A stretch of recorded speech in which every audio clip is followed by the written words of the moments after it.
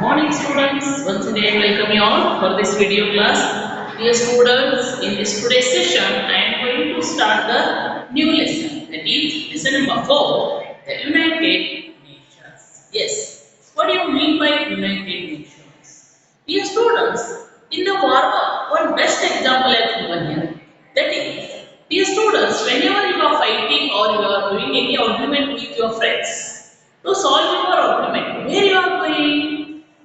Yes, you are going to whether teacher or you are going to your parent. Is it? So then if you are going to your parent or teacher, it will be solved. Okay, like this. If any arguments are going between countries of the world, so who will solve the problem?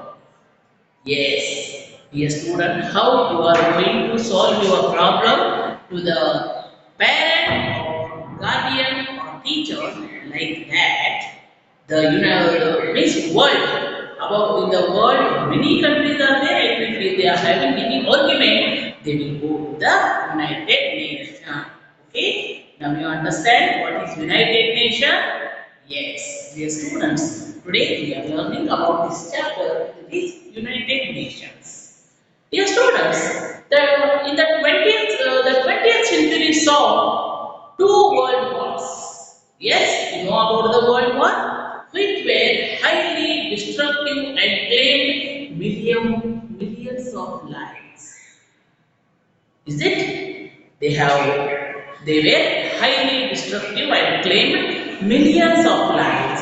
After the First World War, which lasted from 1914 to 1918, the League of Nations was formed to prevent further wars. Okay, the League, however, the League failed and the Second World War broke out in 1939. And this war was more devastating than the previous one.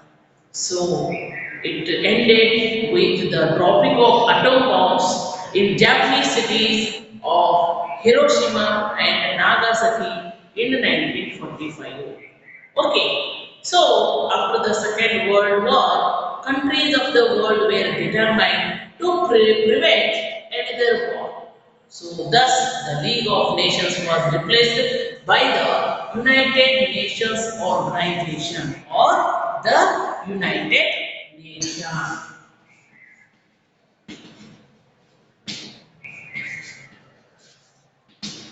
United Nations Organization or United Nations. Why this organization was replaced? Because to prevent the wars or after the Second World War, countries of the world were determined to prevent another war. So the League of Nations was replaced by the United Nations Organization or the United Nations. Okay, so dear students, on 24th October 1945, the United Nations was formed with a purpose to achieve universal peace, harmony, and international cooperation. These goals are framed in Charter of the United Nations. There were 51 original or founding members of the UN, including India, who signed the UN Charter. That is Hakkopatra. Okay, so here they were 51 original or founding members of the United Nations, including India, who signed the UN Charter. Okay, so what are the purpose of United Nations? So here few points have given. Just you will see page number 282. So what is the purpose of United Nations here? So the United Nations purposes are as follows. First one, to maintain international peace and security and take effective collective measures for the prevention and removal of threats to peace. Yes, these are the major points here. To maintain international peace, security and take effective collective measures for prevention and removal of threats to peace. Second one, to develop friendly relations among the nations based on self-determination of the people. Then third point, to achieve international cooperation in solving international problems of an economic, social, cultural and humanitarian character, and in promoting and encouraging respect for human rights and fundamental freedom for all. Then, to be the center of harmonizing the actions of nations in the attainment of these common aims. So, the United Nations and its members, in pursuit of the above purpose, are supposed to act in accordance with some of the following principles. So, what are the here principles? All the members shall settle in their international disputes by peaceful means and in such a manner that international peace and security and justice are not endangered. Second principle is all members shall refrain from using force against any country. And third one, all members of the United Nations should act accordingly for the maintenance of international peace and security. So these are the principles they are following by the United Nations and its members in pursuit of the above purposes are supposed to act in accordance with the of these following principles. Next, think about it. How can India be a founding member of the United Nations when it was not even independent then? Dear student, just you have to think about it. The United Nations achieves these goals through dialogue and consensus among all its member states or countries. Currently, there are 193 members states in all. These members discuss various issues like war, nuclear weapons, global warming, development, economy, poverty, trade, law, education, health, women and child welfare, food security, and many other things. So, dear students, now we are learning about the organs of the United Nations. The United functions through six organs and several specialized bodies. The United Nations headquarters is in New York City. Yes, dear students, here picture has shown. So this is the United Nations headquarters. It is there in the New York City. And its three regional headquarters are in Geneva, Vienna, and Nairobi. The organs of the United Nations are General Assembly, Security Council, Economic and Social Council. So, Trusteeship Council, International Court of Justice, and Secretariat. Okay, so these are the six organs of the United Nations. So, now we will study about each organ of the United Nations. The first one is the General Assembly.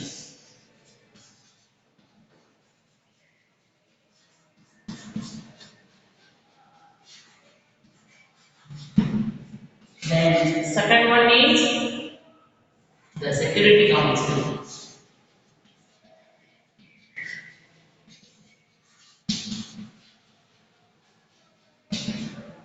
Next one is the Economic and Social Council.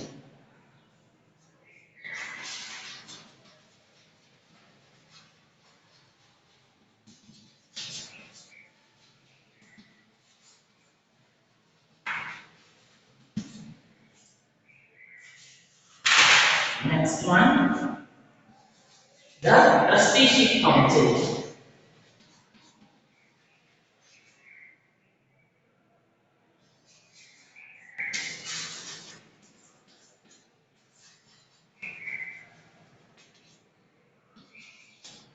International Court of Justice.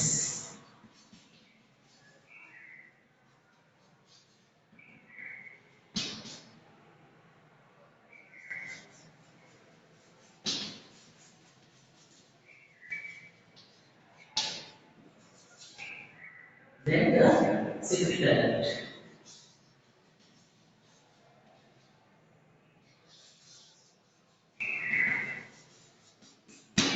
Okay, these are the six organs functions of United Nations. Okay, dear students, one by one we will study.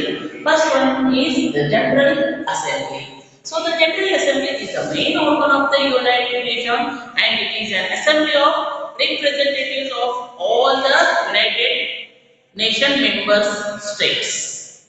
The General Assembly session is held annually from September to December. Then it discusses and deliberates on the various concerns. The discussions are followed by voting. Each country has one vote and decision is made by the majority mandate. However, these decisions are not binding. The General Assembly also elects non-permanent member countries of the Security Council and ECOSOC by the system of voting. So this is about the General Assembly. Dear students, about the Security Council is the principal organ of the United Nations. It is responsible for the maintenance of international peace and security. It authorizes peacekeeping operations in countries which are facing war. It also takes military actions and international sanctions against nations which carry out actions which disrupt peace and create global problems. So the Security Council has 15 members, 5 of these are permanent and 10 are non-permanent. The United States of America, the United Kingdom, Russia, France and China are permanent members. They have the veto power. It means that even if only one of these members uses veto on matter, then the issue gets rejected. The 10 non-permanent members are nominated by General Assembly for 2-year term. So these things will happen in Security Council. Now about the third one,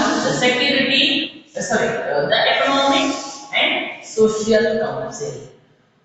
Economic and Social Council, that is ECOSOC, works to achieving higher standards of living, improving health and education, and promoting respect for human rights and freedoms throughout the world. It has 14 specialized bodies and 5 regional commissions working under it. The ECOSOC has 54 nominated members out of the 193 members of General Assembly. These members are nominated for a period of 3 years. The ECOSOC holds its session each year in April and July. It is the United Nations central platform for reflection, debate, and innovative thinking on sustainable development. Okay, this is about the Economic and Social Council. Dear student, about Trusteeship Council. The fourth one is the Trusteeship Council. The Trusteeship Council is presently suspended. It was established in 1945 to supervise certain territories of some member states.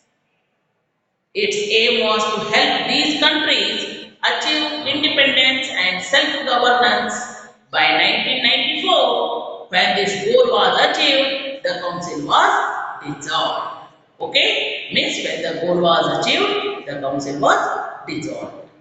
About the next, the International Court of Justice. The International Court of Justice or the World Court is the principal judicial organ of the United Nations. It settles legal disputes in accordance to international law between member states and gives advisory opinions to the United Nations and its agencies. It comprises a panel of 15 judges elected by the General Assembly and Security Council for a 9-year term. Its headquarters is at the Peace Palace at Hague in Netherlands. So here picture has shown the headquarters of the International Court of Justice. So dear student, after that, the last one organ of United Nations, that is Secretariat. Secretariat. The Secretariat handles all the administrative and day-to-day work of United Nations and its organs. It also performs various other tasks like monitoring its programs, researching socio-economic trends and so on. It uses 6 languages for official work. They are Arabic, Chinese, English, French, Russian, and Spanish. It is led by a Secretary General, Chief Administrative Officer of the organization currently. Antonio Guterres of Spain is the United Nations Secretary General. Okay, dear students. So whatever 6 organ of the United Nations now I have explained. So I think you have understand clearly once again. Sit with your elders, go through the lesson, then you will understand clearly. Okay. Till here today I will stop, and in the next class I will continue explanation of the lesson United Nations. Okay. With the 5 specialized agencies of the UN. Okay. Till here today I will stop. I will meet you in the next class. Thank you.